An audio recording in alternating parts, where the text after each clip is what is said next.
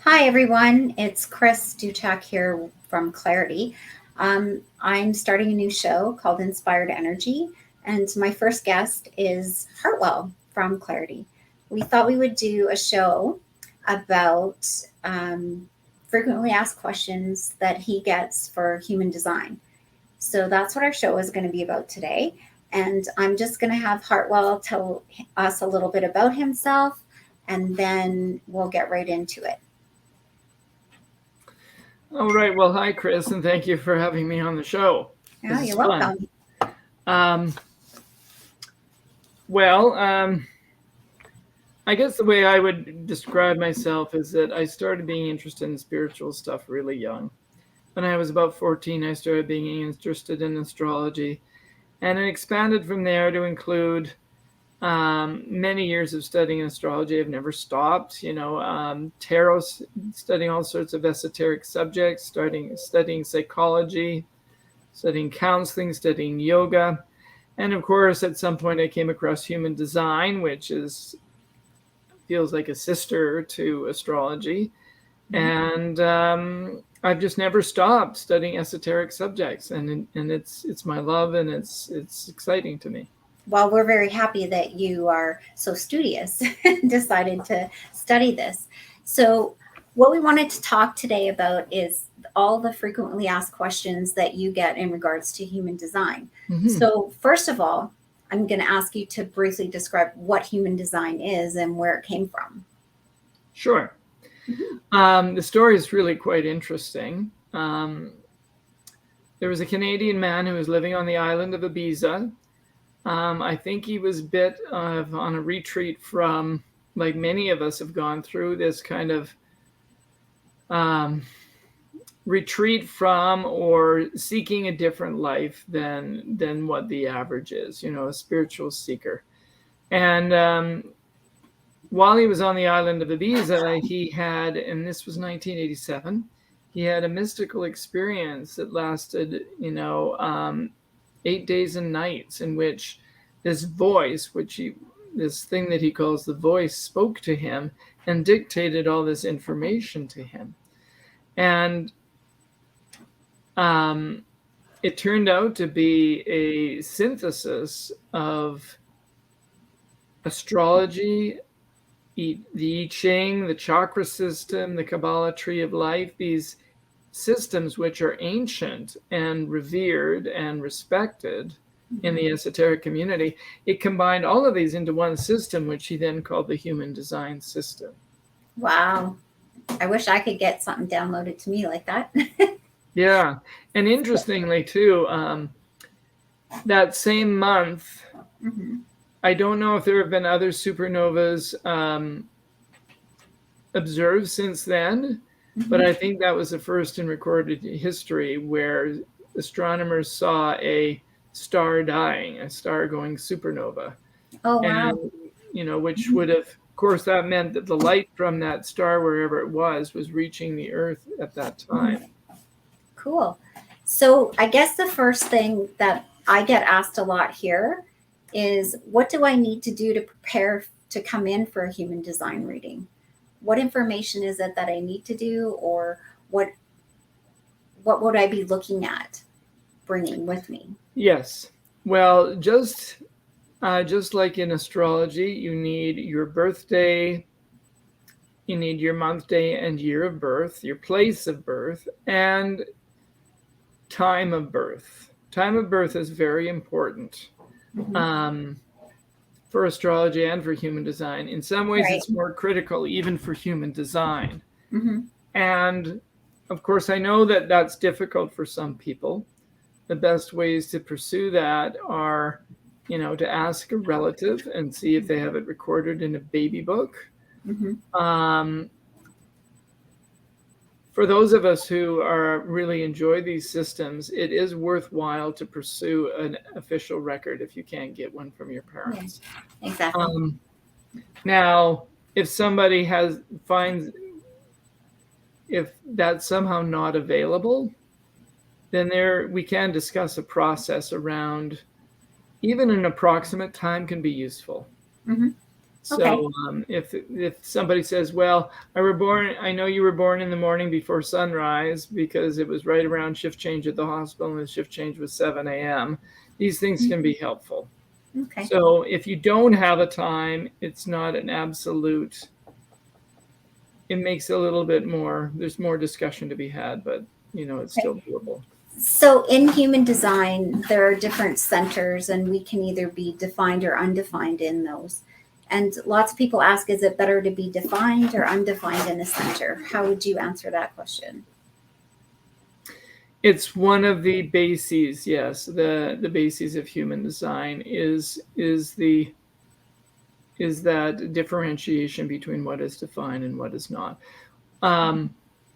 What is defined is that which is consistent and predictable and reliable.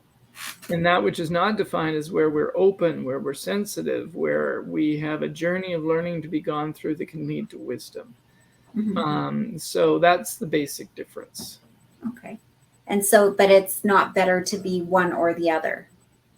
No, it is not, because in human design, we're all fantastic. We're all unique. And that uniqueness, it doesn't make sense to say that one unique thing is better or worse than another unique thing. So when we speak about definition versus non-definition, it doesn't take away from the fact that you're unique and there's a way that you function that is right for you, and that you're every bit as functional whether you're strongly defined or whether you're not.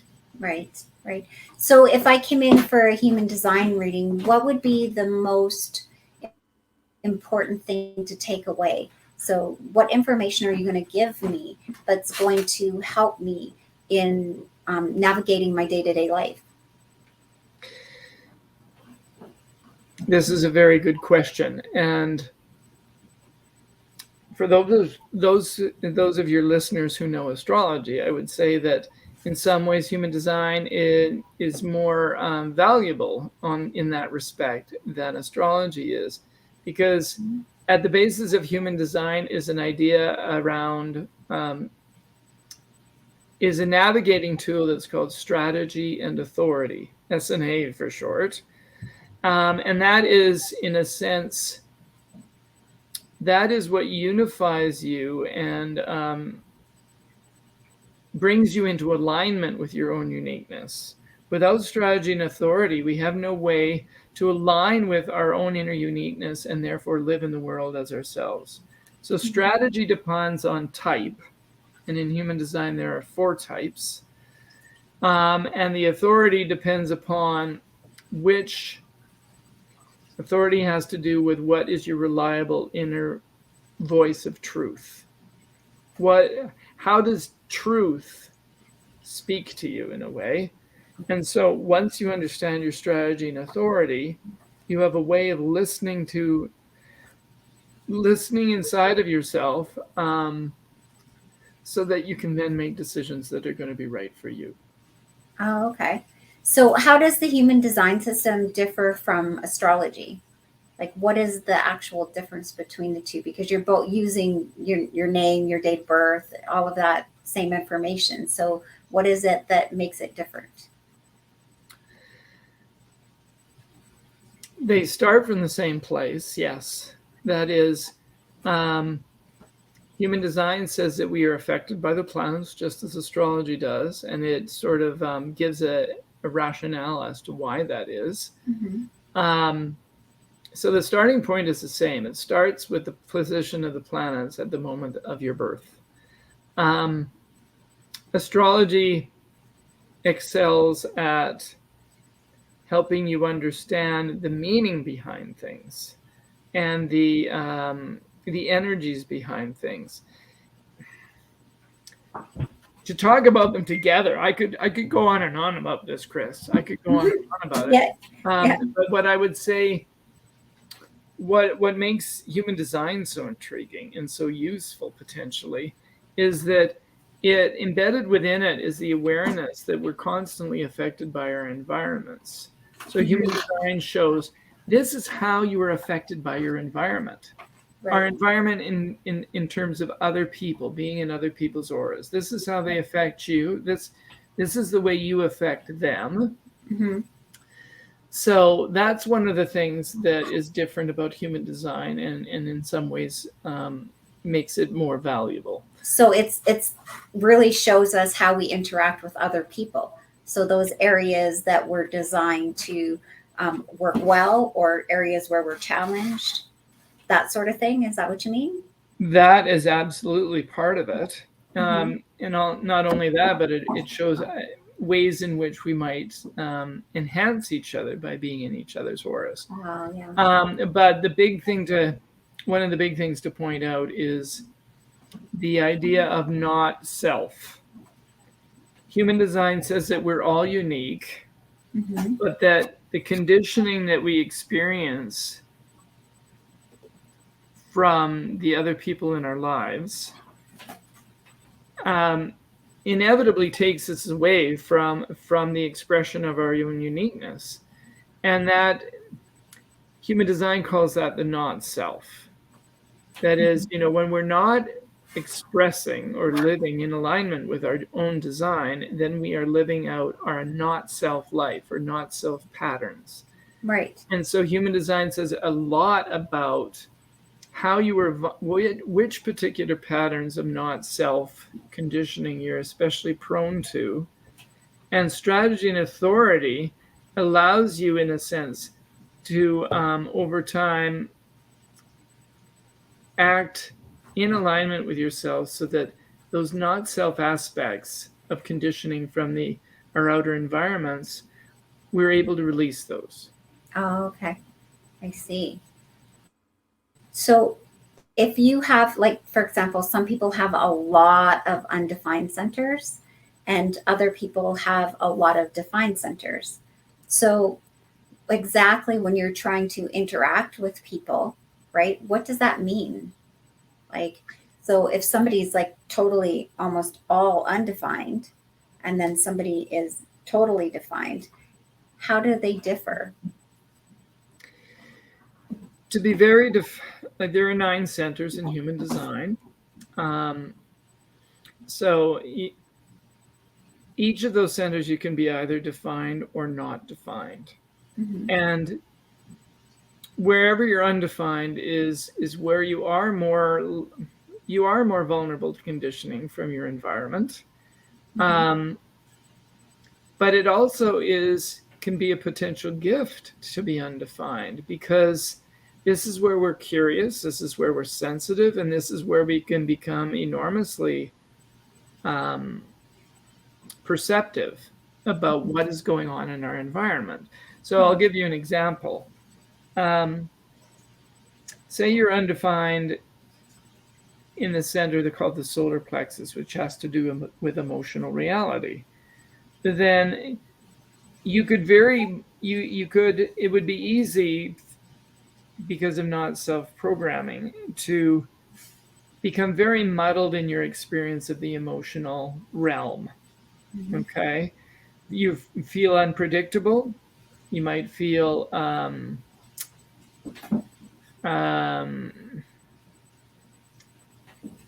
overwhelmed, but you're also very sensitive.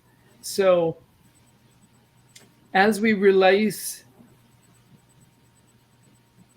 when we're programmed by our environment and not very awake, we are very subject to the not self conditioning. But if we start to become aware, work on ourselves, follow our strategy and authority, then we release this not self programming, and it can become a real gift. So, for instance, in the solar plexus, our example there, then that person could become enormously perceptive about who is or is not healthy around their experience of the emotional realm. Oh, okay. So you become a clear mirror for the rest of the world, and you get some very deep and clear insight into who's healthy and who is not. And then you can make very interesting decisions and based upon that clarity. Mm-hmm. So who would you say are the ideal candidates to come in and have a human design reading? I would say everyone, you know Yeah. that. Yeah. Um, I'm Of course. saying So seekers, for if you're example. a seeker, if you want to Yeah. understand yourself more deeply, you would come Mhm. in. If Yeah. you want to understand how the environment affects you, you would come in. Mhm. If you want to know how to release, if you want to know what you're designed for on a base level, like what function do I actually play in this world? Right.